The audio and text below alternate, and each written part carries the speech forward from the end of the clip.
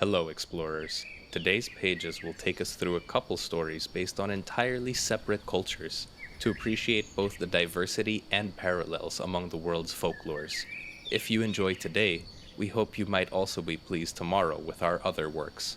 A gentle reminder that the stories are written as our fiction and are only based on historical folklore. Feel free to comment what you might already know about tonight's topic, though, and how you learned it. We're very glad to have you here. On to our folklore stories.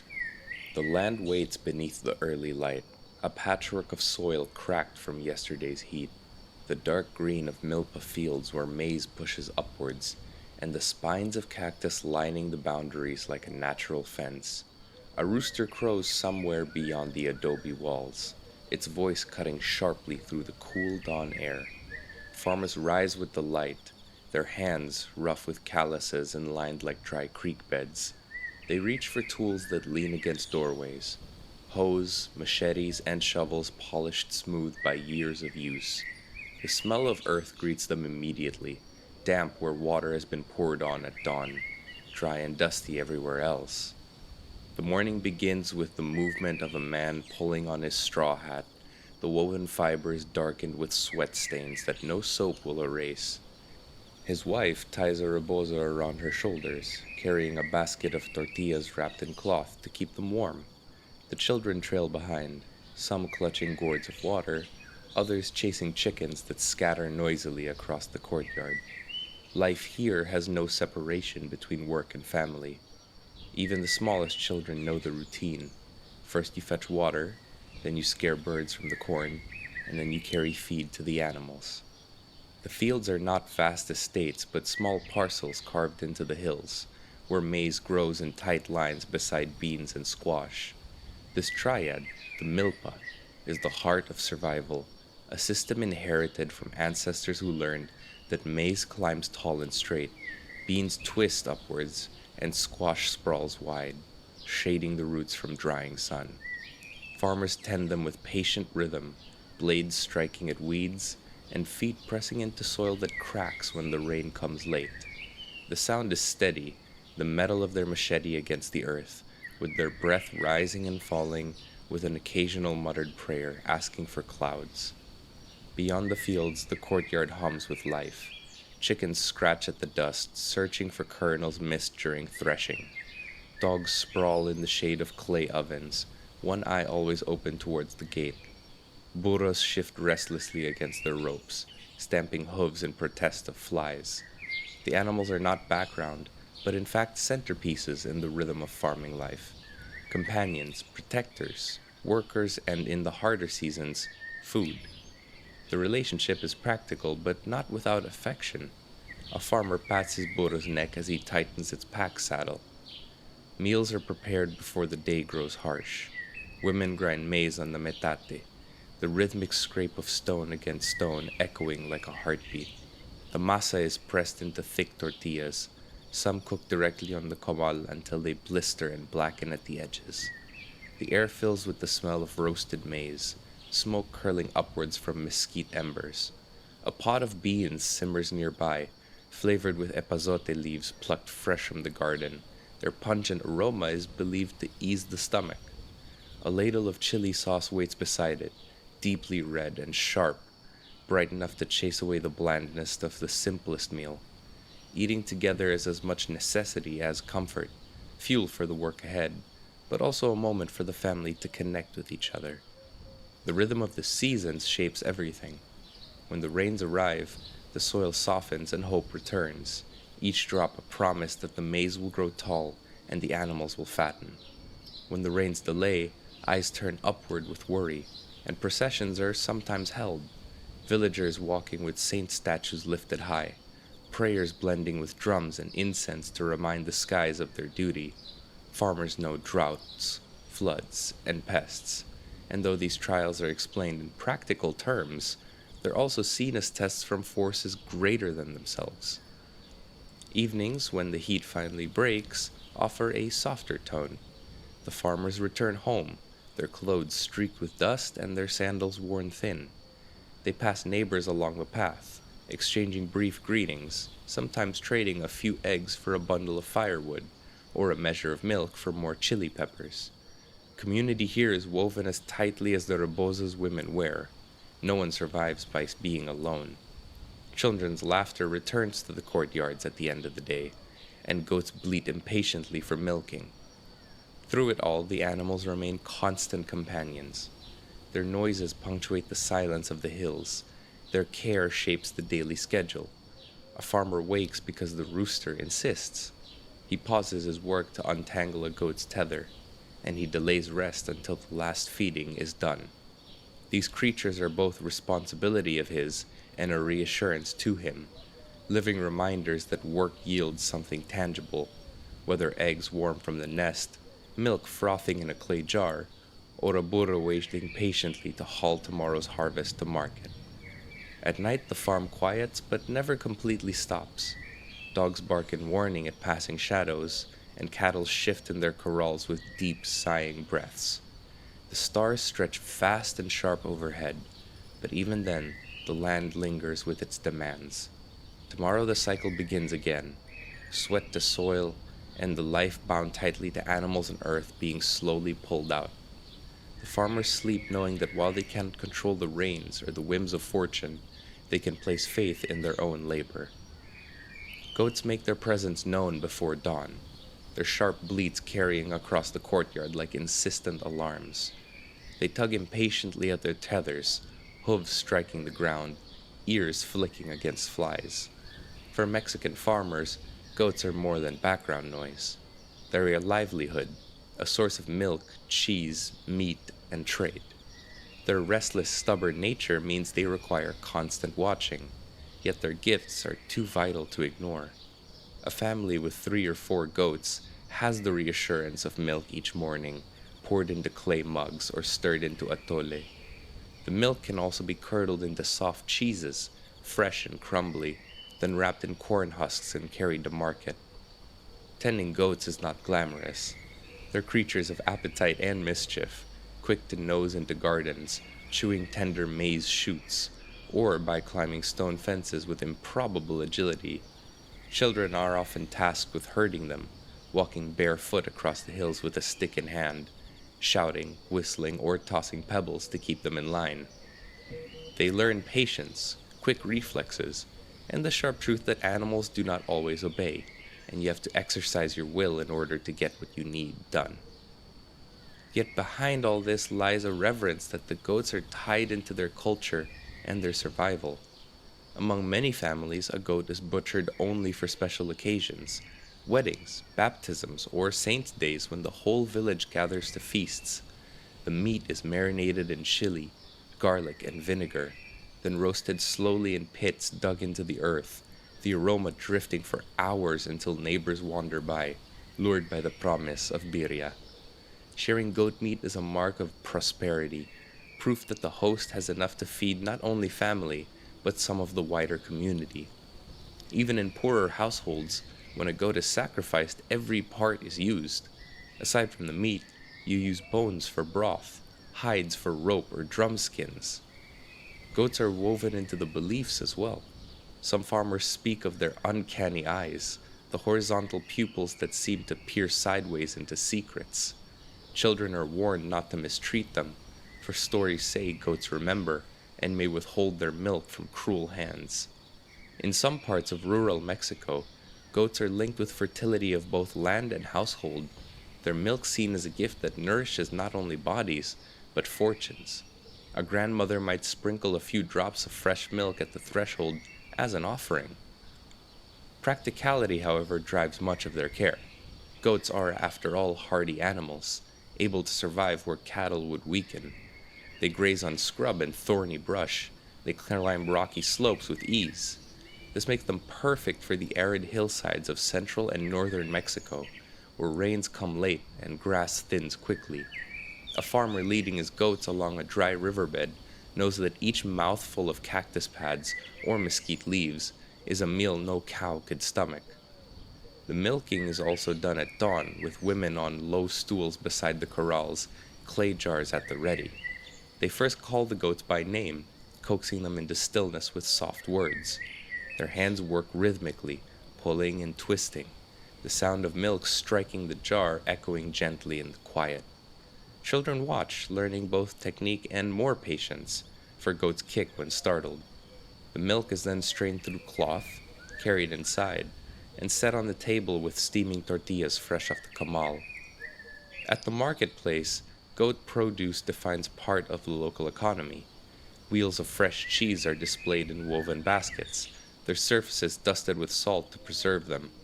Some families sell caeta, a caramel made from goat milk boiled slowly with sugar and cinnamon until it thickens into a rich, sticky sweetness spooned into smaller clay jars. This treat is usually sold in bigger towns or cities and ties small villages to wider trade routes, a reminder that even stubborn goats feed entire economies. The bond between farmers and their goats is one of constant negotiation. A farmer may grumble while chasing a runaway, but at night he pats its flank and ties the knot carefully, knowing that tomorrow the goat will provide again. Even the folklore of Mexico reflects this connection to goats. Some stories claim that witches, when traveling at night, prefer to disguise themselves as goats, creatures that are familiar enough to go unnoticed. Children listening to such tales learn that goats are not just animals, but symbols, standing at the line between everyday life and mystery. As evening settles, the goats return from the hills, their bleats carrying across the landscape.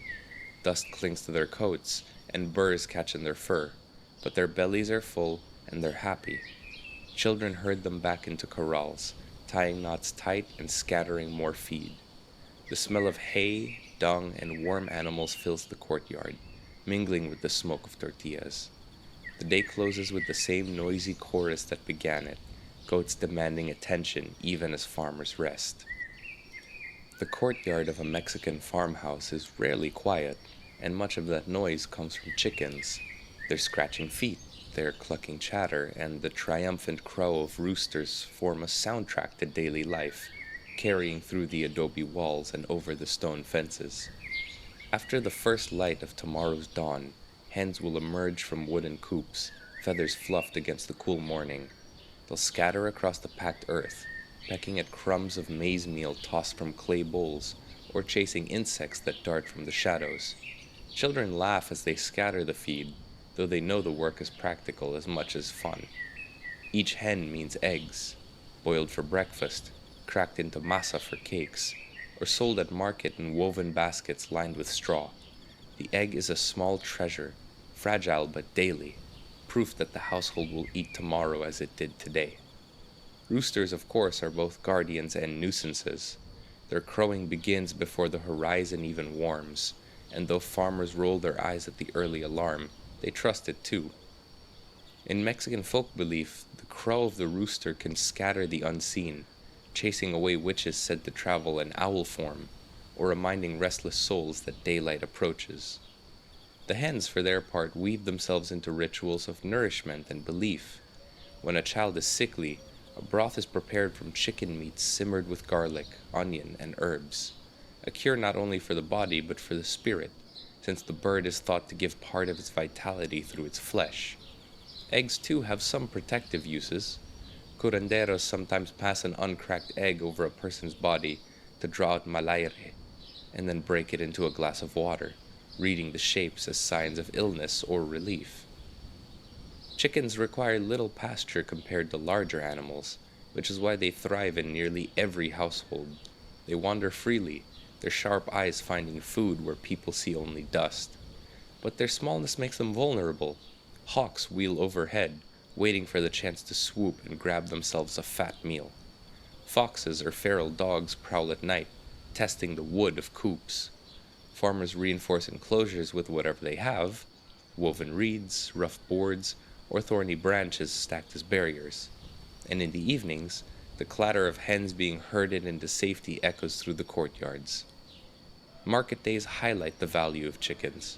Women carry baskets balanced on their hips. Sometimes whole chickens are sold, their feet tied gently and wings tucked close, destined for a festival meal or a neighbor's growing flock. Feeding chickens often involves scraps from the kitchen, and this cycle of waste fed to the nourishment reinforces their role as thrifty animals. Leftover tortilla scraps, crushed chili seeds, or maize husks all find their way into the courtyard, eagerly pecked up and transformed into eggs by morning. Children in these homes form early attachments to chickens, chasing them, naming them, sometimes trying to cradle a hen until it bursts free with a flurry of wings. These games teach lessons in gentleness and respect, because a frightened hen will stop laying eggs. A girl scolded for rough handling will remember the importance of patience with every animal. And the chickens themselves also display personalities that obviously draw the children to them. Some hens are docile, letting themselves be caught easily, while others dart away like mischievous thieves. Roosters strut with arrogance, sparring in brief, noisy clashes that send feathers flying until one backs down. Farmers watch with some amusement, though they are cautious too, for a rooster's spurs can leave sharp scratches that might kill another. In the folklore, witches might also disguise themselves as black hens to cluck softly until a child follows. Others say that a white rooster crowing at midnight foretells change, sometimes fortune, sometimes death. Evening draws them back into the safety of the coops. The wooden doors shut fast, and the dogs settle close by. The courtyard quiets, save for the low clucks as hens settle on their perches, feathers rustling as they tuck heads beneath wings.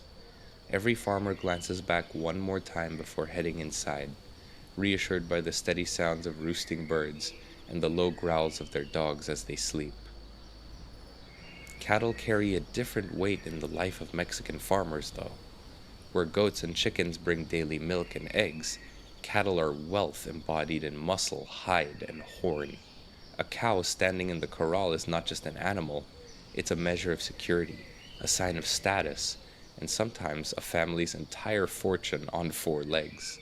Farmers start the morning by leading cows to water troughs filled by buckets hauled from wells, while their children scatter feed, usually a mixture of plant scraps from the last harvest. Farmers know each animal by its temperament. One cow might be docile and slow, another might be quick to flick its horns. Cows provide milk, yes, but their scale makes the gift heavier. A single cow's milk can be shared among families or sold in town, ladled into clay pitchers and covered with palm leaves for the journey. Women turn part of it into queso fresco, salted lightly and pressed into rounds, eaten within days while still soft. Some families make asadero cheese, stretched and folded until it becomes pliable, perfect for melting into quesadillas or sprinkled into tamales. Owning cattle, however, is not only about milk or meat, it's the status. A man with cows is respected, for he has more than daily sustenance. He has assets that can be sold, traded, or lent. Cattle can be marched to markets, their hides destined for leather, their meat sold by weight. Their very presence is a signal of prosperity. In lean years, a cow may be sold to pay debts or secure a marriage dowry. Its departure mourned but necessary. The work ties cattle even more closely to farms. Oxen, which are castrated bulls trained for labor, pull wooden plows across fields, their broad shoulders straining against yokes carved by hand. The scrape of metal through soil is slow and steady, each furrow cut deep by the oxen's incredible strength. These animals move not with speed, but with endless endurance, their breath huffing clouds in the cool mornings, their eyes calm even as the whip cracks lightly to guide them in the direction they have to go. For farmers who can't afford machines, oxen are irreplaceable. Cattle hold its place in celebration, too. During fiestas, a fattened steer might be slaughtered, its meat roasted for hours until tender, served in great steaming platters with salsa and tortillas to crowds who dance and sing. And of course, in charredia, cattle are central, their strength tested in contests of rope and horsemanship that echo both Spanish traditions and local pride. Boys watch closely at the sidelines, dreaming of the day they too will ride or rope, their first lessons learned on the very calves they help herd at home. Folklore, as always, weaves through this presence. In some regions, it's said the devil himself can appear as a black bull with fiery eyes, wandering near rivers at night to tempt or frighten travelers. Other tales speak of ghostly cattle herds heard moving through valleys long emptied of livestock, the echoes of past fortunes lingering. Such stories remind villagers that cattle are symbols of not just wealth, but the temptation of the danger of wealth. Practical care is constant. Flies swarm in the heat, and farmers swat them away with leafy branches. Hooves need watching. A lame cow cannot work or walk to market. Corrals must be reinforced because a panicked cow can splinter fences with ease. Children help with the small tasks of the cattle, filling troughs, carrying salt blocks, driving cattle from field to corral. Their pride shows when trusted with these duties, for tending cattle is a sign of growing responsibility. The presence of cattle shapes the landscape itself. Paths are widened into trails by their steady hooves, wells are dug deeper to supply their thirst, and fields are rotated not only for crops, but to provide grazing space. Even their dung has value, dried, collected, and burned as fuel for fires when wood runs scarce. At dusk, the cattle are brought back, their shadows long against the fading light. Dust rises from their hooves, coating the air with a dry, earthy haze. Farmers lean against fences, counting heads, running hands along hides to check for injuries. The cows settle slowly, chewing cud, swishing tails against insects, their bodies radiating warmth into the cooling night. The cattle embody the farmer's larger relationship with life itself, demanding, unpredictable, but capable of sustaining entire families when cared for with vigilance. To own them is to shoulder responsibility as heavy as the animals themselves. At the edges of courtyards, where scraps gather and shadows linger, pigs root noisily, their snouts pressed into earth as though every grain of dirt hides treasure. To Mexican farmers, pigs are both humble and precious, not as proudly displayed as cattle, nor as daily in their gifts as goats or chickens, but invaluable for what they provide when the time comes. They're animals of thrift, eating what others discard and turning it into meat that sustains families through festivals, lean seasons, and long winters. Their care begins by being tethered to posts or being left to wander in closed yards. They feed on maize husks, kitchen peelings, and even the water left after washing beans. Children are often tasked with tossing scraps, squealing with laughter when pigs jostle one another, grunting and snorting in impatient chorus. The animals are messy, yes, but their appetite is a service. Nothing ends up wasted with pigs on the farm. The significance of pigs emerges most clearly in celebrations. When a wedding is announced or a saint's feast approaches, a pig is chosen, fattened for months with special care, its future known but unspoken. The day of slaughter becomes a communal event, neighbors gathering early with knives, buckets, and fires prepared. Women stand ready with garlic, oregano, and chili, while men handle the heavier work. The air fills with sharp scents, raw meat, smoke, and spices. And though somber in its necessity, the act also carries joy. Every part of the pig is used. Meat is roasted, stewed, or ground for tamales. Lard is rendered for tortillas and frying. Intestines are cleaned and stuffed for sausages. Even bones become broth, simmered until they're rich. Dishes made from pigs are at the heart of communal eating.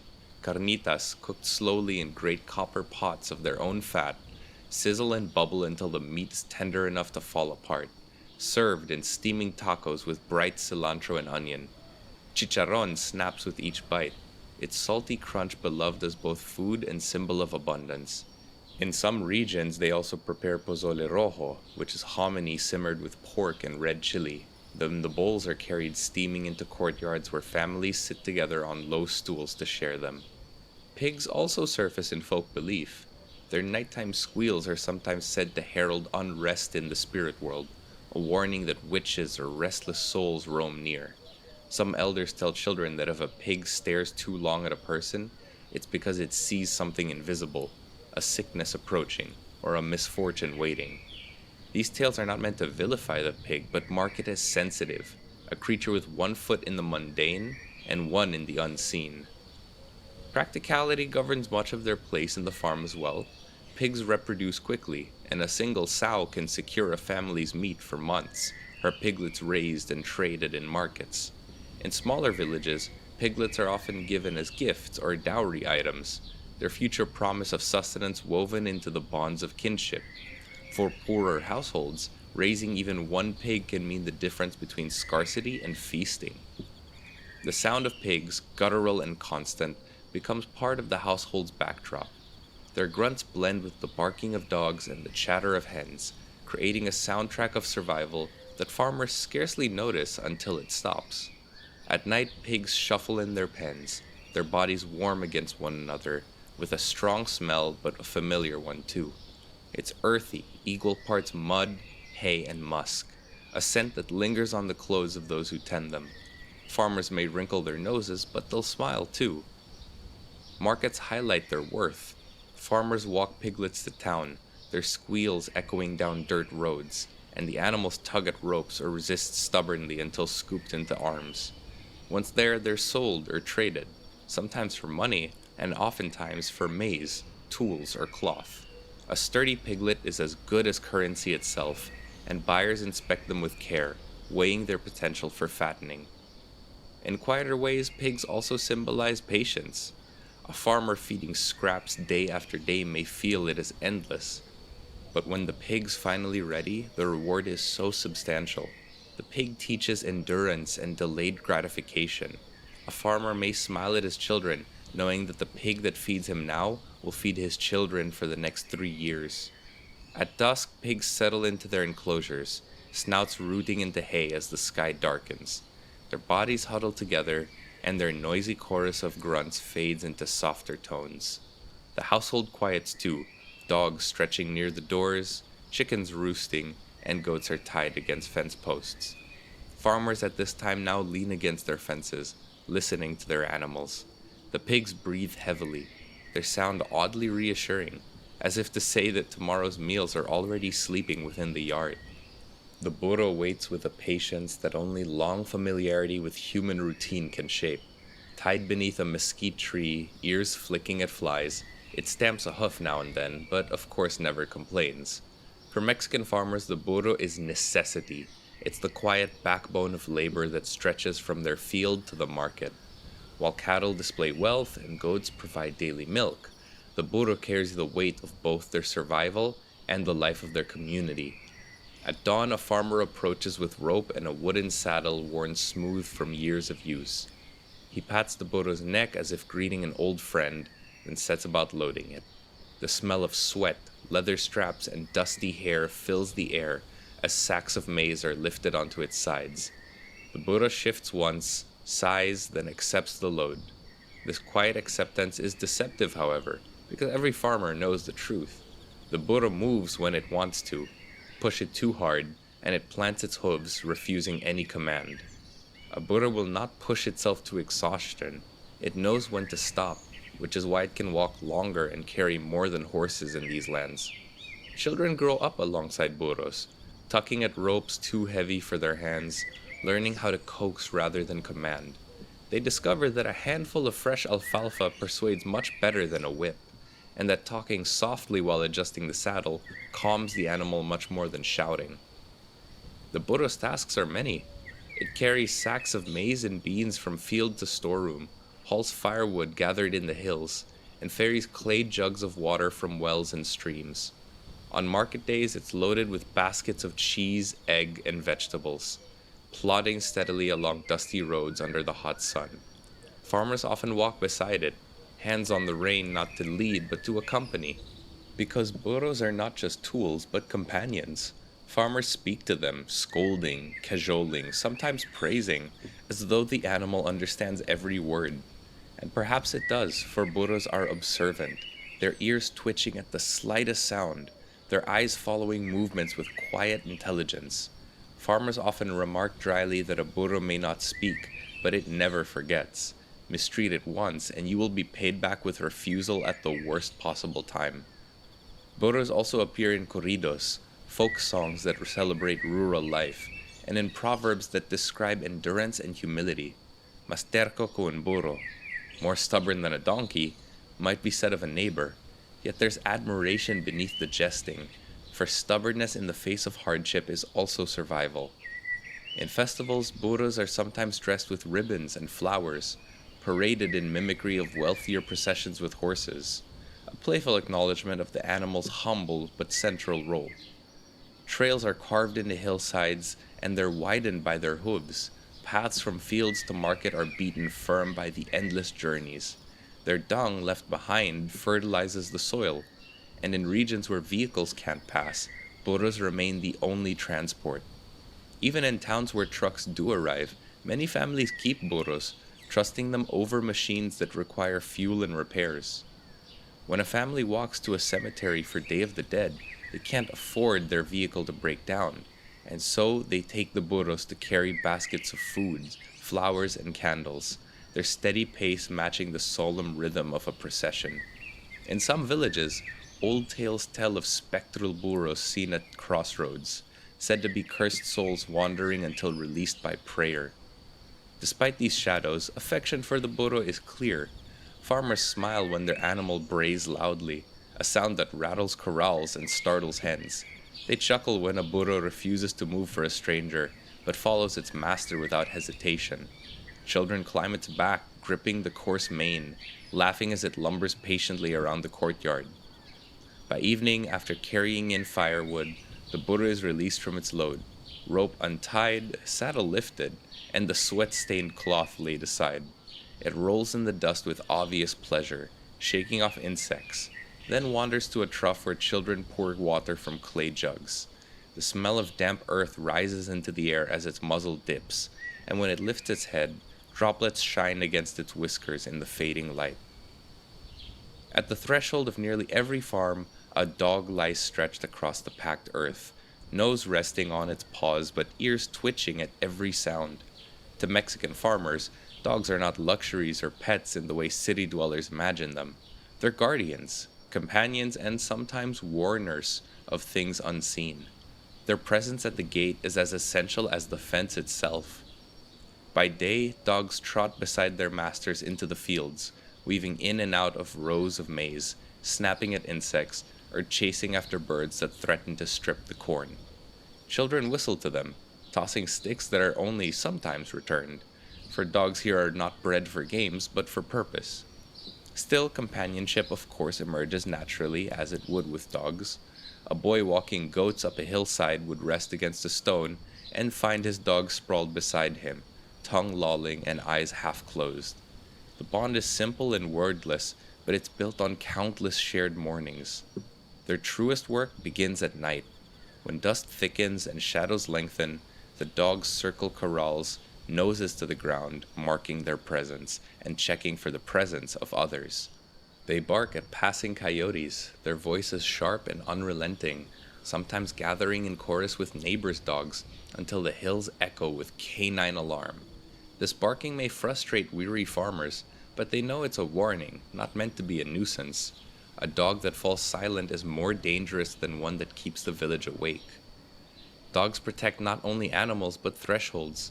Many are tethered near doors, their chains long enough to patrol the entry, but short enough to prevent wandering.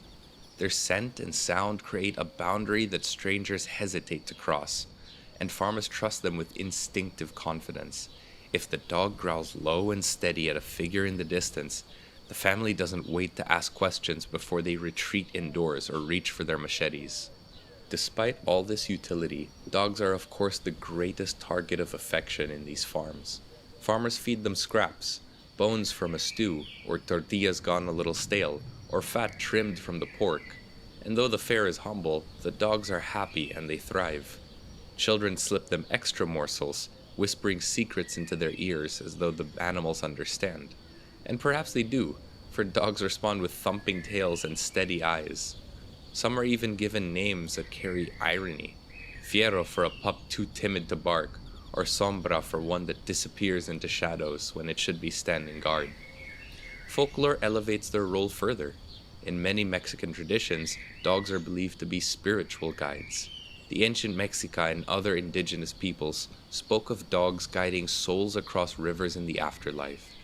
This belief lingers subtly in rural households, where dogs are treated with a respect that goes beyond their daily duties. Elders sometimes say that a loyal dog will wait for its master beyond death, ready to lead them safely on the journey. It's why mistreatment of dogs is frowned upon by even the harshest farmers. Harming a dog might mean losing your guide in the next world. But there are darker beliefs as well. Stories warn of the Cadeo, a spectral dog that appears at crossroads, a white one to protect people, and a black one to lead them astray. Children are told to avoid following strange dogs at night, for not every wagging tail belongs to a friend. But in daily practical life, dogs are not just loved but often trained for specific purposes. Some are trained to drive animals, to round up goats or nudge pigs back to their pens.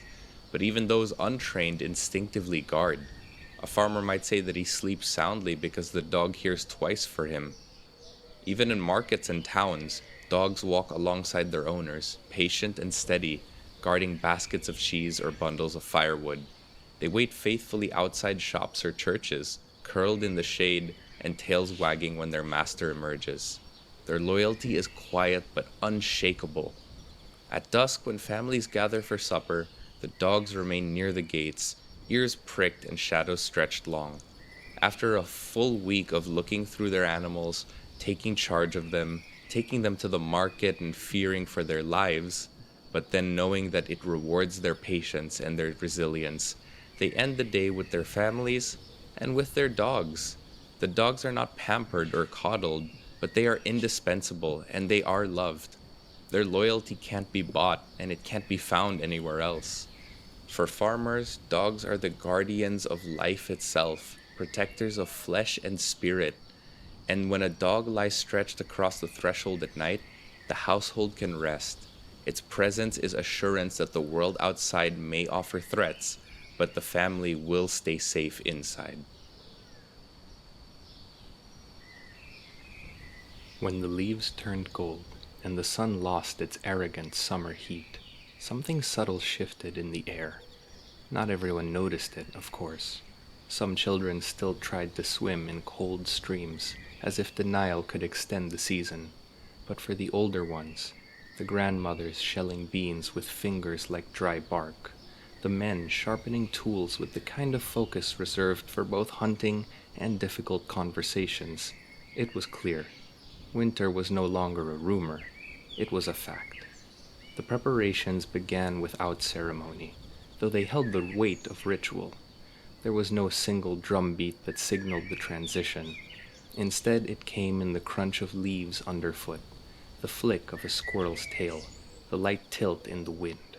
It came in the way every plant looked just a little more tired, as if they'd been working all year and were finally allowed to fall apart gracefully.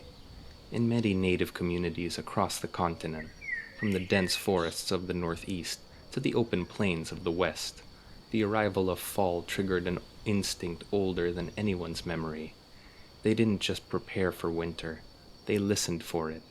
And in those moments, the world became a checklist, an enormous, wild, sacred pantry waiting to be emptied with care. You might expect frantic gathering, but this was a people attuned to cycles, not emergencies.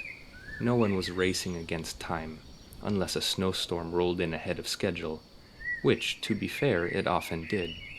But otherwise, everything moved with that calm sense of inevitability that you get when you've done this 50 times before, or in some cases, 500.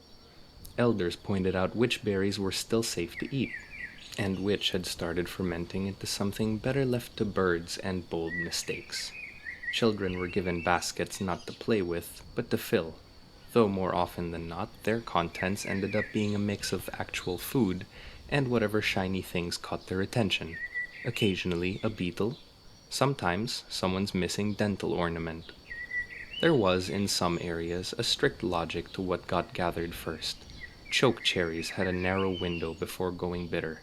Wild rice was best when the heads bowed low, offering themselves to the canoe's gentle brushing. On the Great Plains, the bison herd movements created a map unto themselves, one drawn not in ink, but in hoofprints and torn grasses. To someone unfamiliar, the land looked quiet. To those who knew better, it was a loud, generous thing, buzzing with opportunity, warnings, and dinner options.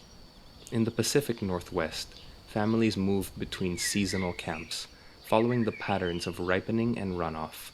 The Salish and Macaw, for instance, returned to coastal sites when the salmon ran thick in the rivers, while in the southwest, the Hopi and Zuni tended to crops that seemed to grow in defiance of logic and rainfall.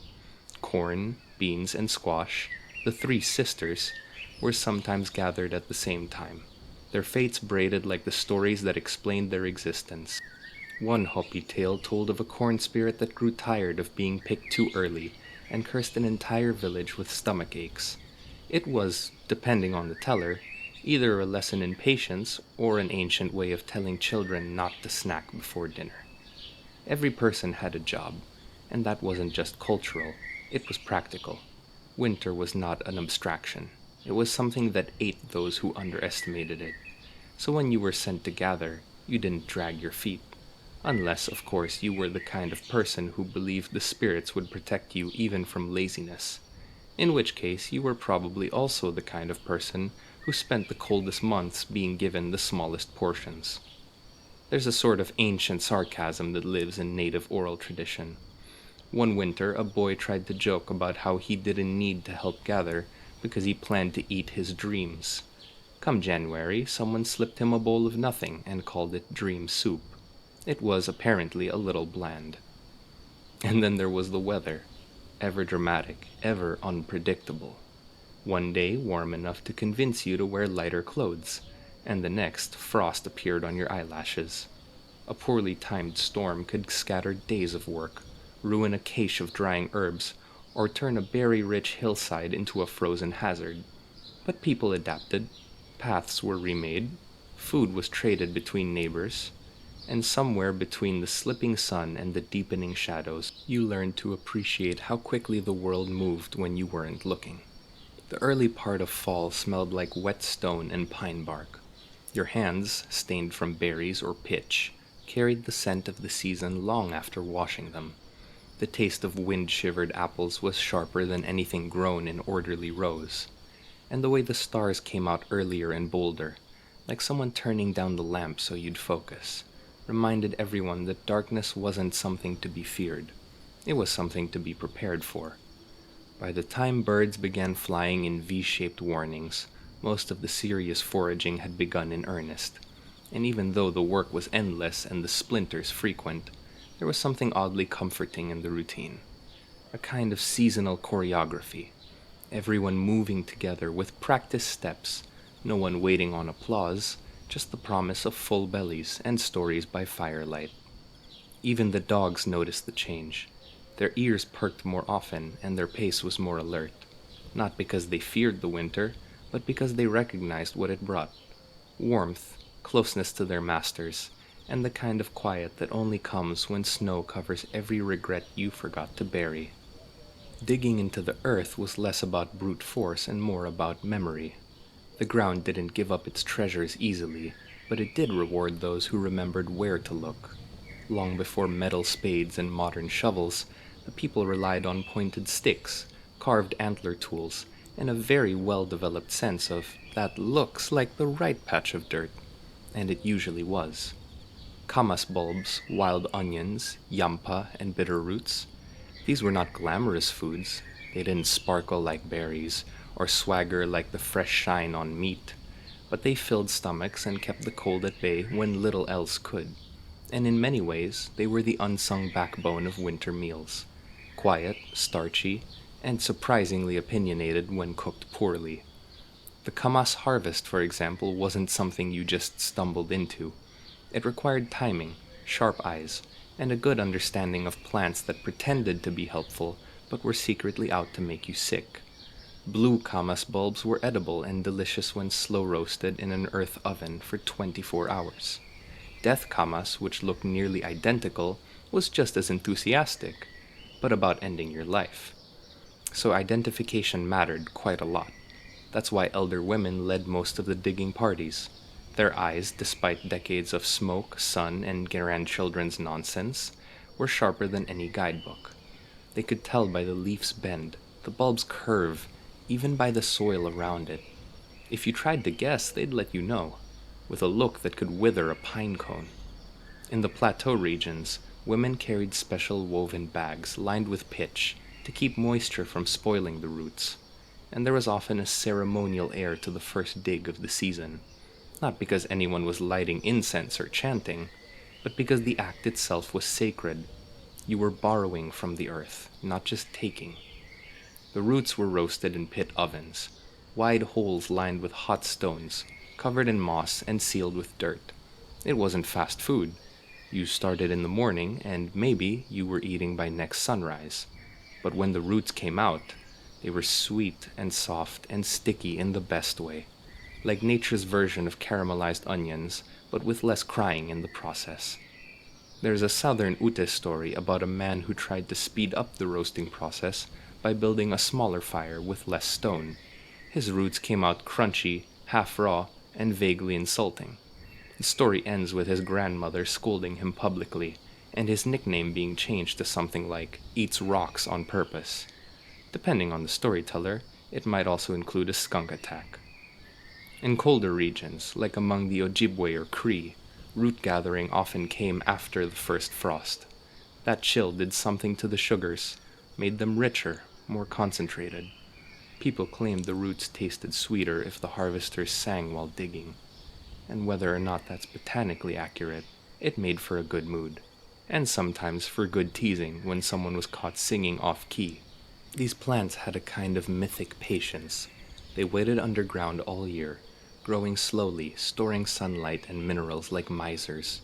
They didn't ask for any attention, and they didn't bloom in flashy colors. But come winter, when snow blanketed the world and meat ran out, it was the bitterroot mash or the roasted kamas that reminded everyone. Survival lay in the simple thing. One curious detail often overlooked by outsiders was the way tribes cultivated wild plants without ever calling it farming. In some regions, people returned vegetable scraps to the same location year after year, spreading the skins and trimmings to encourage regrowth. In others, they deliberately left behind a few roots, ensuring future harvests. It wasn't agriculture in the European sense, it was something older, a kind of partnership with the land, where both parties understood their roles and neither tried to overtake the process. And there was etiquette. You didn't dig everything, and you never took the first one you saw, and you certainly didn't brag about how many roots you'd found, unless you were prepared for someone older and more experienced to loudly correct your count and remind you that roots don't dig themselves up. On the plains, the harvesting of prairie turnips, timpsula, was nearly an event unto itself. These plants had long, carrot-like roots that required serious effort to remove. People used digging sticks shaped almost like oars, levering each root out of the stubborn soil. It was said you could tell a person's marriage prospects by how cleanly they dug a turnip. Crooked root, crooked path ahead. And of course, like every group effort, there were roles. One group dug, another processed. Children fetched water or sang to the elders, and at least one person was responsible for swatting flies and telling jokes, usually the same person who'd mysteriously avoided the heaviest baskets. But underneath the humor and the casual scolding, there was something profound happening. Each dig, each roasted root, was a kind of memory, a taste of childhood, or a story passed down, a reminder that the ground remembers those who respect it. By the time the sun started dipping earlier behind the hills, most storage bags were half full, and most knees were sore, but the work wasn't done. The roots would be dried, crushed, or packed into bark-lined baskets and stored in cache pits, cool and dark places where food waited patiently for the days when snow claimed every path. And in the back of every mind, quietly nestled like the bulbs themselves, was the certainty that when the world turned white and sharp, there would still be something earthy, warm, and grounding to eat. Maybe not glamorous, but very dependable. Smoke curled through the trees like a lazy whisper, clinging to the skins of everyone nearby. The smell was stubborn, part pine and part meat, but part memory. And if it got into your hair, you'd carry it for days. Which was the point. It wasn't just cooking, it was preservation. It was survival, seasoned with patience and just the faintest pinch of passive aggressiveness when the wind shifted that smoke directly into someone's eyes. Across native communities, preserving meat for winter wasn't a single task. It was a series of perfectly timed maneuvers. First, there was the hunt, a group effort that demanded both reverence and accuracy. In the plains, bison were brought through elaborate drives, corralling entire herds towards drop-offs or narrow valleys. A good day meant food for dozens. A bad day meant stories about what almost happened. When the hunt succeeded, there was no delay. The butchering began immediately. Hands, bone tools, and stone knives worked quickly, separating muscle from sinew, organs from fat, and hide from flesh. Everyone had their station. Even children had roles, carrying water, collecting firewood, and making faces at the smellier organs. But it was the drying and smoking that turned a successful hunt into a winter's insurance policy. Meat was sliced thin, hung on racks, and cured with smoke that mingled with herbs or specific woods, depending on the tribe and the desired taste. Cedar smoke added a sharp edge, while cottonwood lent a sweeter note. And then there were those who threw in wild sage, not just for flavor, but because it kept away flies.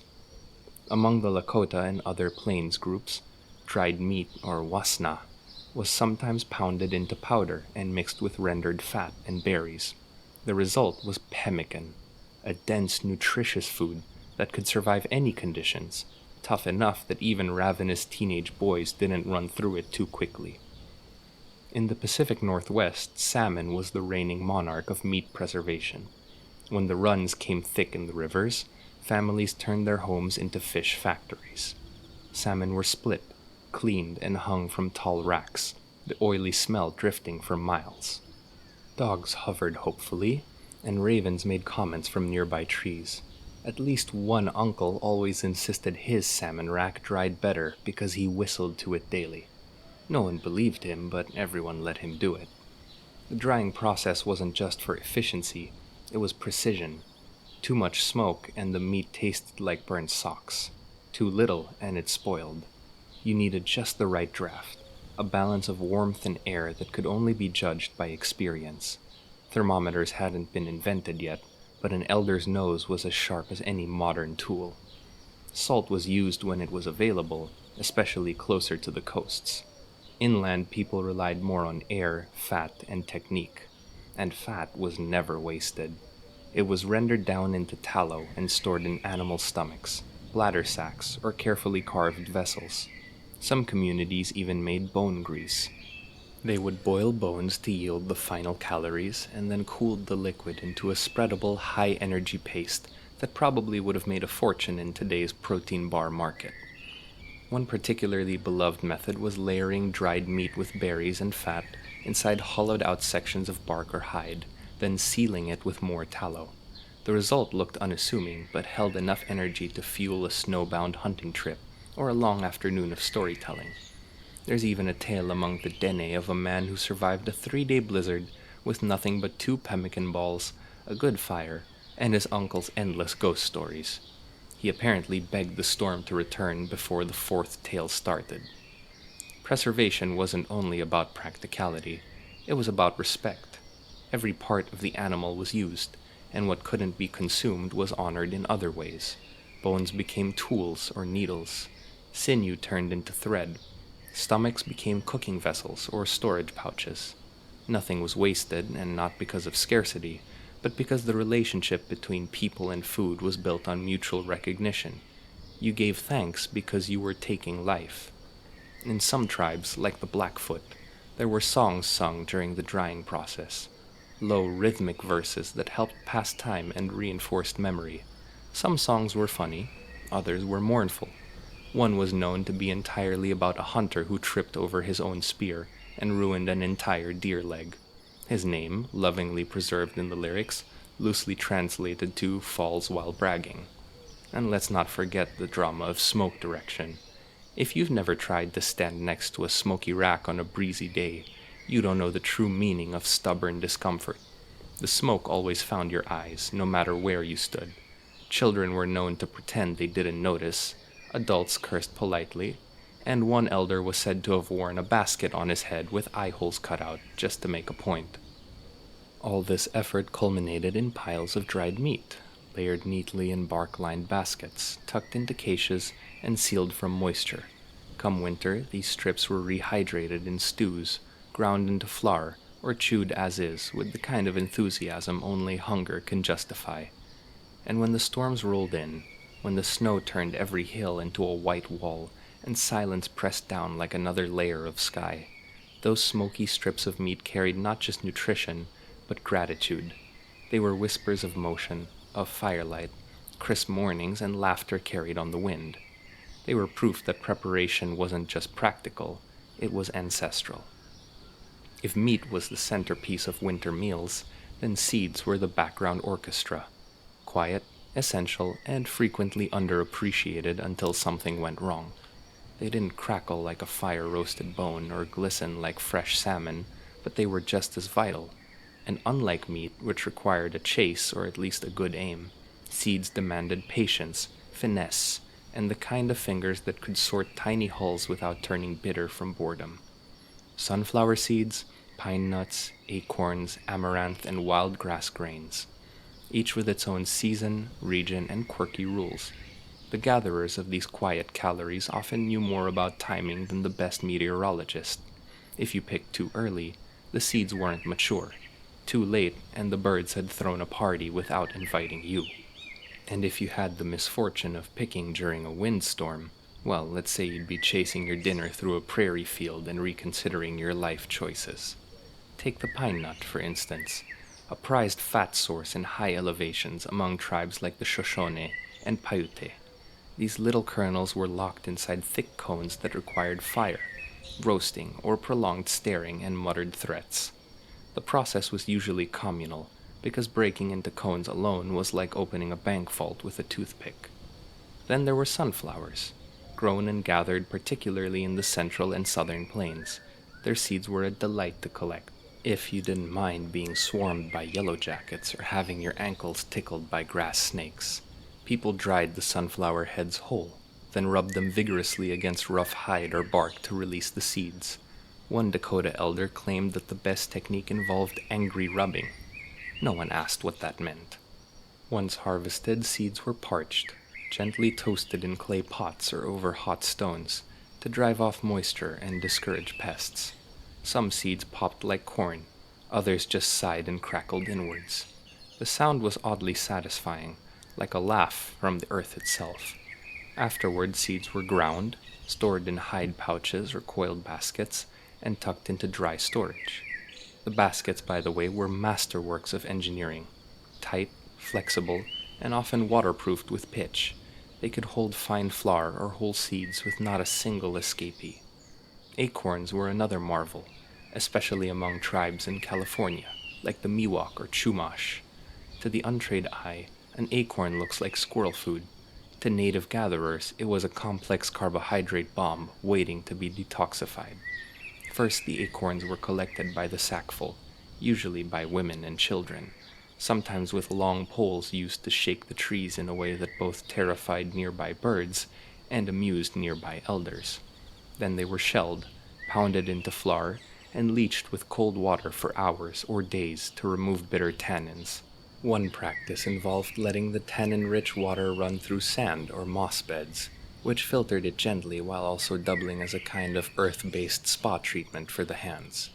After enough washing, the resulting flour was cooked into mush, bread, or flat cakes that could last for weeks, if not accidentally eaten during the first night. Amaranth, wild rice, and goosefoot were cultivated in scattered regions, often referred to in modern times as pseudo-grains, a term which implies they didn't try hard enough to be real cereal. But back then they were valued for what they were: filling, flexible, and portable. Wild rice in particular required canoe harvesting, gliding gently through stalks, bending them over the boat, and tapping to release the grains. The rhythm was peaceful, even hypnotic, broken only by the occasional misstep that landed someone's lunch directly in the water. And there was etiquette. You never stripped the whole patch, you never harvested angry, and you definitely didn't hoard. Seeds were finicky things. They responded to care, and as the stories went, a greedy gatherer might find their next year's crop mysteriously vanished or guarded by an animal with a grudge. Seed gathering was also deeply communal. Elders passed down knowledge not through speeches, but through gestures, habits, and sarcastic commentary. That's not a seed, one might say. That's a pebble, unless you're planning to plant rocks this winter.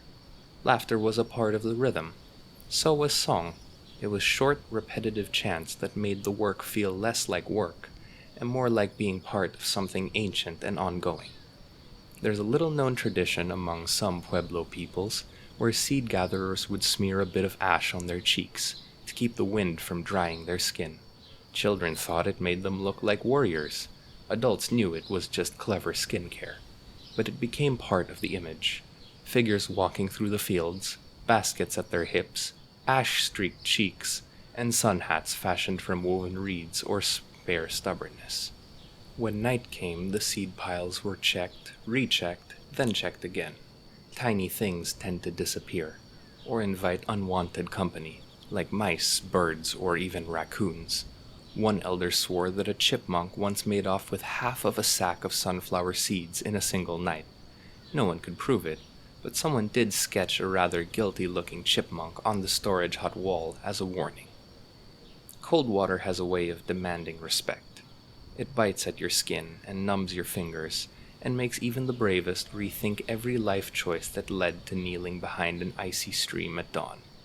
And yet that's exactly where many native communities found one of their most reliable winter food sources: fish. Slippery, silvery, stubborn fish, darting through frigid waters like quick jokes at the expense of anyone trying to catch them. But where cold made others retreat, these communities adapted. They didn't fish with brute force, they fished with geometry, timing, and a stubborn understanding of nature. Fish traps were the quiet stars of this practice. Ingeniously simple, they used rocks, branches, and woven reeds to funnel fish into tight corners or holding pools. Some traps looked like upside-down baskets, staked into the riverbed. Others were long, narrow corrals built from branches, curving like the arms of a patient grandmother.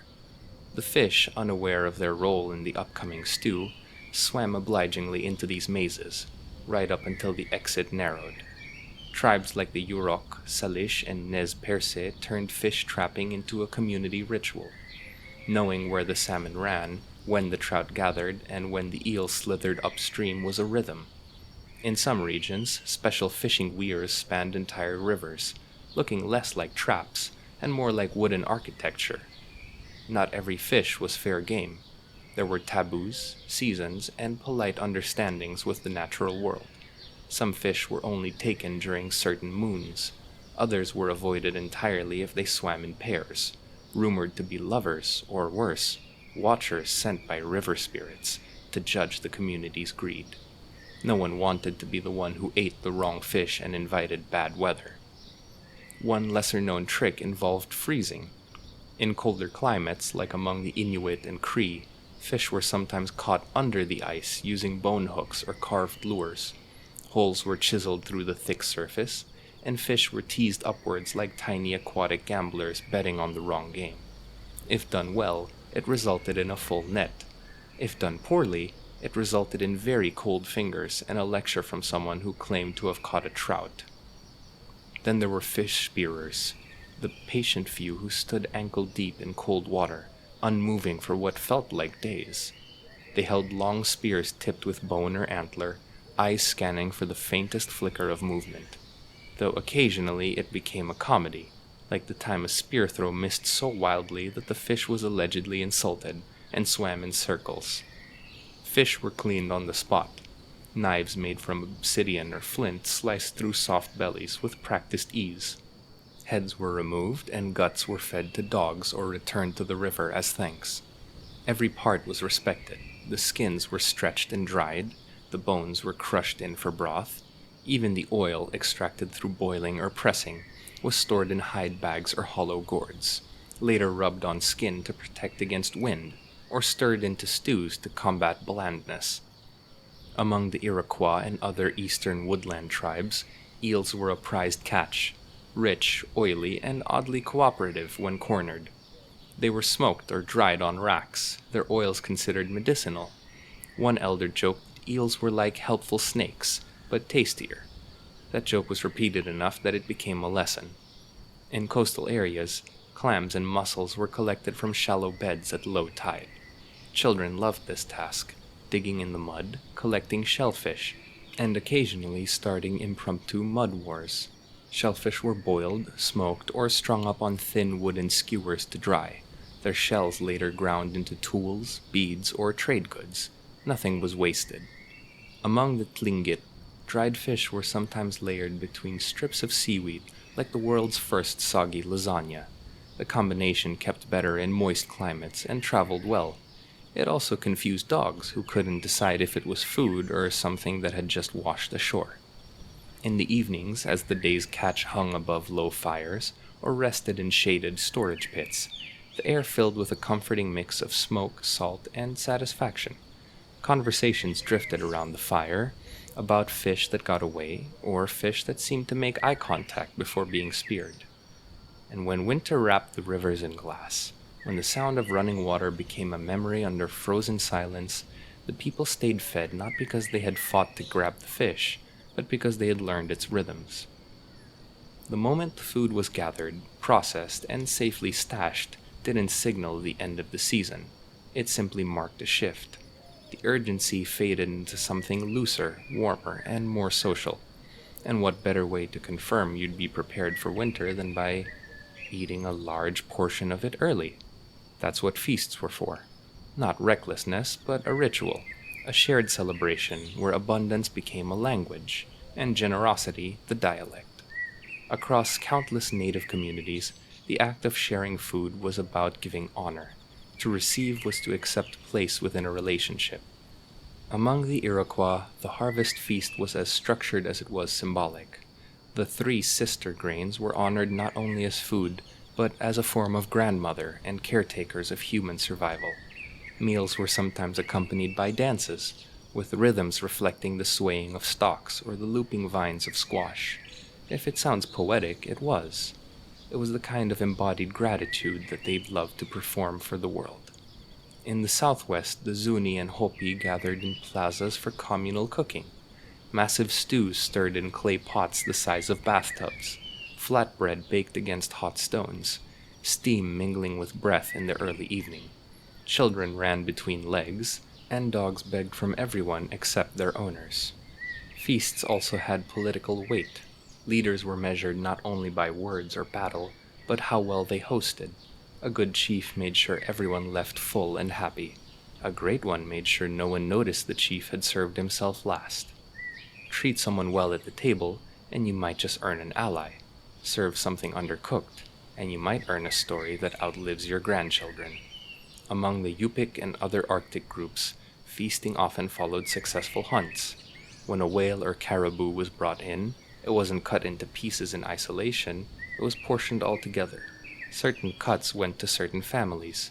Tongue and liver might go to elders or gifted storytellers, and the bones were returned to the land or sea, as if to say thank you, come again. Even during leaner years, the impulse to share held strong. One winter tale from the Lenape tells of a family who had only one small pot of beans, but invited guests anyway. They poured water into the stew and let it simmer longer. The guests left warm and satisfied. The next day, a herd of deer wandered into their camp. Another lesser-known but still charming tradition among the plateau tribes involved holding mock feasts, where children were given pretend roles and acted out the entire process using toy-sized portions. It was play, but it was also surprisingly delicious, until someone got too ambitious with wild onions. As night falls after a feast, the hearths glow and voices soften, and that gentle fullness settles into the bones. The winter would still come, and the snow would still fall, but in those hours, surrounded by food and stories and singing, you remembered why people prepared so carefully, not just to survive, but to gather together, to feed each other not just with calories, but with the strength of human connection.